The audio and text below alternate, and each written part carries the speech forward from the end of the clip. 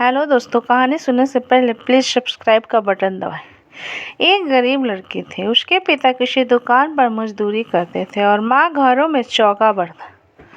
वो अपने माँ बाप की इकलौती लड़की थी, इसलिए उन्होंने उसे बड़े लाड प्यार से पाला था। वे चाहते थे कि वह पढ़ लिख कर बड़ी आदमी बने, जिससे उसे गरीबी में दिन न गुजारना पड़े। जब उसने गांव के स्कूल से 10वीं का एग्ज़ाम पास किया तो बहुत खुश हुई। माँ बाप ने किसी तरह पैसे का जुगाड़ करके गांव से 8 किलोमीटर दूर के कस्बे में उसका इंटर कॉलेज में नाम लिखवा दिया। वह साइकिल से स्कूल जाने लगी। इस तरह से उसकी ज़िंदगी आगे बढ़ने लगी। लेकिन एक दिन उसकी ज़िंदगी में एक नया मोड़ आया। स्कूल से निकलते वक्त एक लड़का बाइक लेकर उसके पास आया और धीरे से बोला, अगर आप बुरा न माने तो मैं आपसे कुछ कहना चाहता हूँ। लड़की उस लड़के को अक्सर रास्ते में देखा करती थी। जब भी वो स्कूल आती और स्कूल से जाती, वह लड़का सड़क के किनारे खड़ा उसे निहारा करता। पहले शुरू में तो उसे यह सब अच्छा नहीं लगा, लेकिन धीरे धीरे वह भी उसे अच्छा लगने लगा। इसलिए जब लड़के ने कहने की अनुमति मांगी तो उसने धीरे से सिर हिलाकर अनुमति दे दी।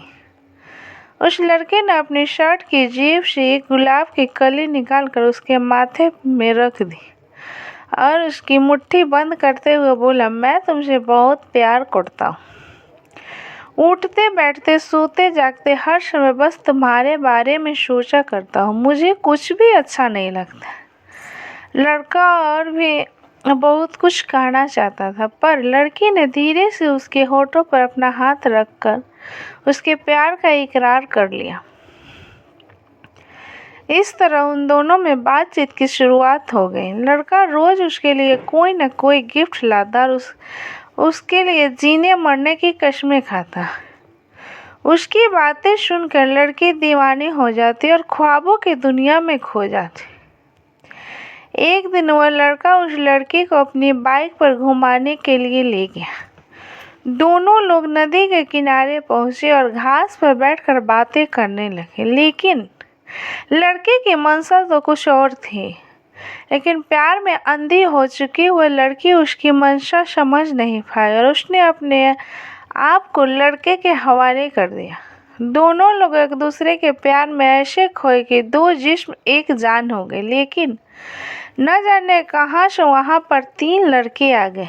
उन्हें देखकर लड़की हक्का बक्का रह गई और अपने कपड़े सही करने लगी। यह देखकर एक लड़का उसका हाथ पकड़ता हुआ बोला, इतनी भी क्या जल्दी है मेरी रानी, हम भी तो तुम्हारे दीवाने हैं।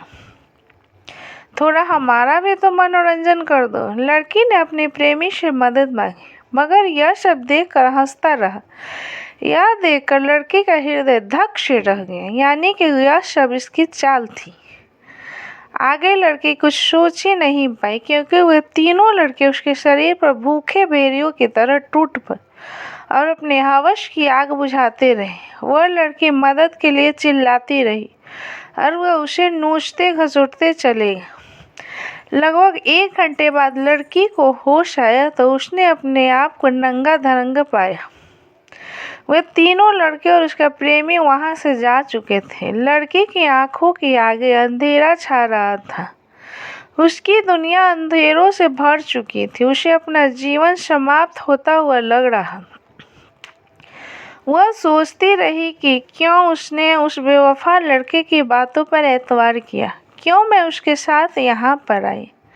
अब मैं क्या मुंह लेकर अपने घर जाऊंगी, अपने माँ बाप को क्या बताऊंगी। मेरा यह हाल देखकर वे तो जीते जी मर जाएंगे। लड़की का गला बुरी तरह से सूखा रहा।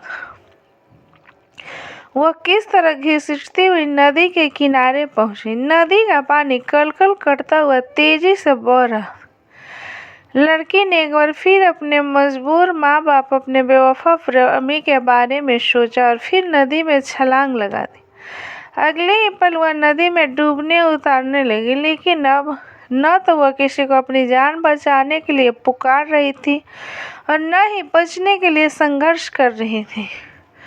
उसका मन ठहरे हुए जल के शांत था। वह भी अपने बेवफा प्रेमी के बारे में सोच रही थी। क्यों उसने उसकी बातों पर इस तरह से एतबार कर लिया? क्यों मैंने उसे अंधा प्यार किया? क्यों मैंने उसके प्यार को ज़रूरत नहीं समझी?